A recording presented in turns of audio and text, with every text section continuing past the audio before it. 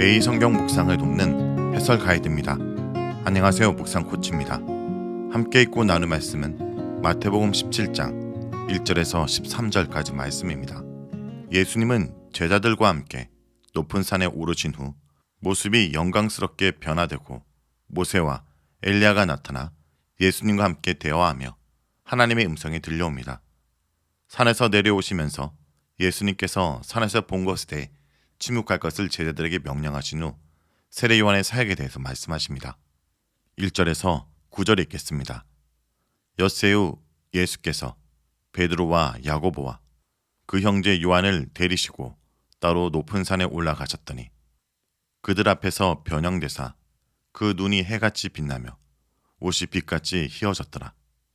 그때 모세와 엘리야가 예수와 더불어 말하는 것이 그들에게 보이거늘 베드로가 예수께 여쭈어 이르되 주여 우리가 여기 있는 것이 좋사오니 만일 주께서 원하시면 내가 여기서 조막 셋을 짓되 하나는 주님을 위하여 하나는 모세를 위하여 하나는 엘리야를 위하여 하리이다. 말할 때 호련히 빛난 구름이 그들을 덮으며 구름 속에서 소리가 나서 이르시되 이는 내 사랑하는 아들이요 내 기뻐하는 자니 너희는 그의 말을 들으라 하시는지라. 제자들이 듣고 엎드려 심히 두려워하니 예수께서 나와 그들에게 손을 대시며 이르시되 일어나라 두려워하지 말라 하시니 제자들이 눈을 들고 보매 오직 예수 외에는 아무도 보이지 아니하더라. 그들이 산에서 내려올 때 예수께서 명하여 이르시되 인자가 죽은 자 가운데서 살아나기 전에는 본 것을 아무에게도 이르지 말라 하시니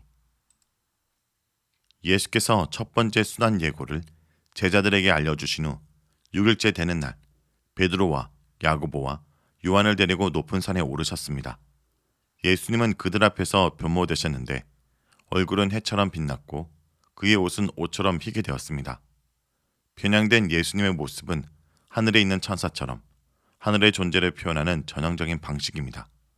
옷은 빛처럼 하얗게 됐습니다. 최후 심판 이후 하늘의 존재로 변형될 의인들은 아버지의 나라에서 해처럼 빛납니다.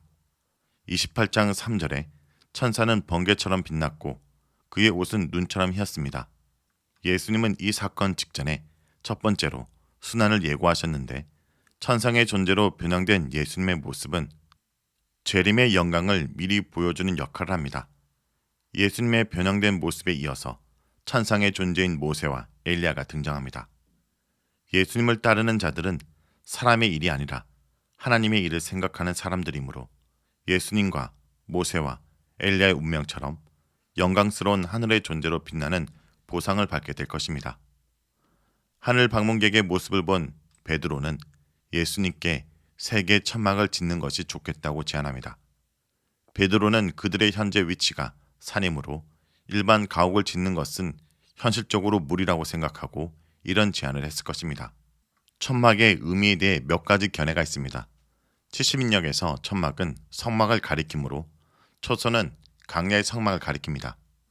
다른 한편으로 회복될 것이라고 약속된 다윗의 집을 의미하기도 합니다. 또한 초막절에 이스라엘 백성이 지은 초막을 의미할 수도 있습니다. 자, 그런데 베드로의 제안에는 반응이 없고 예수님의 정체에 대해 소리가 하늘에서 들립니다. 변모된 예수님은 천상의 존재이므로 하늘에서 들린 음성에 따르면 그는 하나님의 아들입니다. 그러므로 하늘의 음성은 제자들에게 그의 말을 들으라고 명령합니다. 제자들이 들어야 될 예수님의 음성은 순환과 부활에 대한 것입니다. 제자들은 하늘의 음성을 듣고 엎드려 두려워합니다. 제자들에게 들린 하늘의 음성은 신적 메시지이므로 그들은 차마 얼굴을 들지 못하고 두려워합니다. 예수님은 두려워하는 제자들에게 손을 대십니다. 제자들이 봤던 영광스러운 모습의 예수님은 지금도 그들과 함께 하십니다. 예수님의 말씀을 들은 제자들이 위를 쳐다보니 예수님 외에는 아무도 없습니다. 모세와 엘리야는 보이지 않았고 구름도 사라졌습니다. 모세와 엘리야의 등장과 구름 속에 들린 음성이 제자들에게 예수님에 대해 가르친 핵심이었기에 두 이미지는 각자의 기능을 끝내고 사라졌습니다. 여기서 마태복음은 예수님 홀로 있다라는 사실을 강조합니다. 하늘의 영광스러운 모습을 얻기 위해 현재 고난의 길을 걸어야 하는 것이 예수님의 운명입니다. 예수님은 변형된 모습이 아니라 고난의 길을 가는 인간으로서 제자들과 함께 하십니다. 예수님은 제자들과 함께 산에 내려오는 길에 산에서 본 것을 아무에게도 알리지 말도록 명령하십니다. 만일 제자들이 영광스러운 광경에 도취되어 이 사실을 사람들에게 알리게 되면 군중은 왜곡된 메시아 기대 사상으로 산 안에 남아있는 제자들도 예수님을 오해해서 예수님의 길을 방해할 수 있기 때문입니다. 변모 사건은 예수님의 정체와 운명을 계시함으로써 제자들이 아들의 말에 순종해야 할 것을 강조합니다. 영광스럽게 변모한 예수님의 모습은 역설적으로 예수님의 십자가 고난을 예견합니다.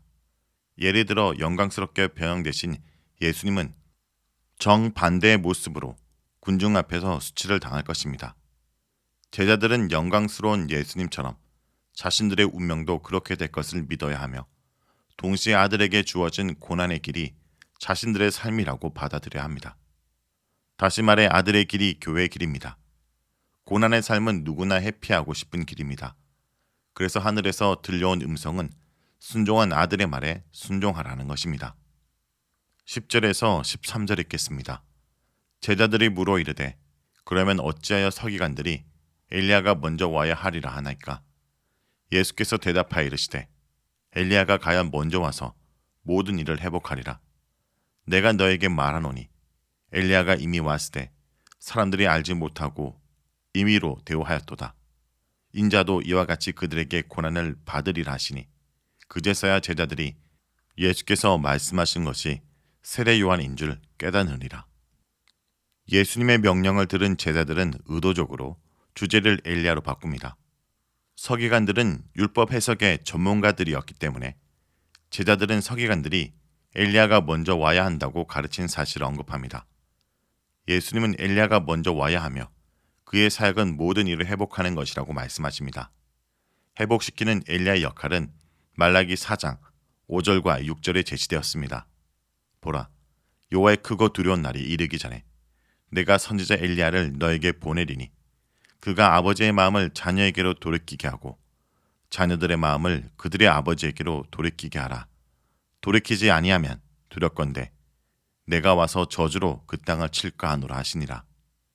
말라기 4장 6절에서는 엘리야가 와서 아버지의 마음을 회복하는 것으로 기록하고 있는 반면 예수님은 회복의 대상을 가족에서 모든 것으로 확장하십니다.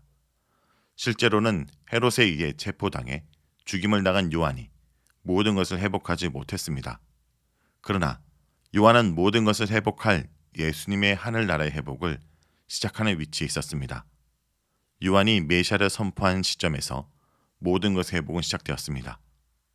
모든 것의 회복은 재림 때의 회복이 아니라 회개와 갱신, 곧 회복을 위한 준비 사역을 의미하는 것으로 이해됩니다. 12절에서 예수님은 나는 너에게 말한다 라는 표현으로 자신의 말을 서기관들의 가르침과 대조합니다. 엘리야는 이미 왔습니다. 11장 14절에서 예수님은 감옥에 있는 요한을 가리켜 오리라 한 엘리야가 곧 이 사람이니라 라고 하셨습니다. 서기관들은 엘리야가 먼저 와야 한다고 가르쳤으나 이미 엘리야가 온 사실은 모릅니다. 본문은 엘리야가 온 것을 알지 못하는 그들이 누군지 구체적으로 밝히진 않습니다. 요한을 체포해서 죽인 자들, 이론은 알고 있으나 요한과 엘리야를 연결하지 못한 서기관들, 나아가 돌아온 엘리야인 요한이 오실 분으로 소개한 예수님의 정체를 알지 못하고 배척한 자들을 포함할 것입니다. 예수님은 요한과 자신의 연대성을 근거로 인자의 운명이 요한의 운명처럼 될 것을 암시합니다. 예수님은 엘리야인 요한이 겪은 운명을 따를 것이므로 고난을 받게 될 것입니다. 예수님은 베드로의 신앙 고백 이후 인자의 순환을 예고하셨고 변모 사건에도 인자의 죽음을 언급하셨으며 이번에도 인자가 고난받게 될 것을 말씀하십니다. 엘리야가 온 줄 알지 못하는 사람들은 메시아의 운명이 고난받는 인자라는 사실을 받아들이지 않습니다. 예수님의 말씀을 듣자 제자들은 세례 요한이 바로 엘리야의 모습 그대로 행동한 인물인 것을 깨닫습니다. 제자들과 그들의 차이는 세례 요한의 정체를 파악하는 여부에 있습니다. 세례 요한의 정체를 파악하는 자는 예수님의 정체를 알 수 있습니다. 본단락의 핵심은 고난받아야 하는 메시아의 운명을 엘리야인 세례 요한의 운명을 근거로 주장하는 데 있습니다. 요한은 성경에서 예고한 대로 엘리야가 행했던 모습과 사역을 실행하다가 자기 백성으로부터 핍박을 받았습니다. 요한의 정체를 모르는 사람들은 요한이 증언한 예수님의 정체를 알 수 없으므로 요한을 대했던 것과 마찬가지로 예수님을 배척하고 죽음으로 내몰 것입니다. 특히 민족의 회복을 고대한 유대인들은 자신들의 시각 때문에 성경의 예고를 오해해서 예수님의 정체를 파악하지 못합니다. 이처럼 예수님은 요한의 운명처럼 백성의 무지로 배척당합니다. 예수님은 성경에 근거한 신학적 판단을 내리는 자들에 의해 배척당하고 죽음에 이르게 됩니다. 성경의 내용을 알고 있다 해도 예수님의 정체를 파악할 수 있는 것은 아닌 것입니다. 자, 여기까지가 마태복음 17장 1절에서 13절까지 말씀입니다. 오늘 말씀을 통해 우리는 무엇을 묵상하고 적용해야 할까요? 우리는 주님의 뜻에 맞게 구해야 합니다. 변화산의 놀라운 체험에 베드로는 예수님과 모세와 엘리야를 위해 초막 셋을 짓겠다고 제안합니다. 베드로의 제안은 예수님과 모세와 엘리야를 기념하라는 좋은 의도에서 비롯된 것이지만 예수님의 신분과 사명을 충분히 이해하지 못한 성급한 제안이기도 합니다. 예수님은 십자가를 통해 영광에 이르셔야 했기 때문입니다. 요즘 내가 구하고 있는 것은 무엇입니까? 혹시 내가 원하는 것을 예수님께서도 무조건 원하실 거라고 착각하고 있지는 않습니까? 주님의 뜻이 무엇인지 분별하며 주님의 뜻을 구하는 주의 백성들이 되길 간절히 기도드립니다.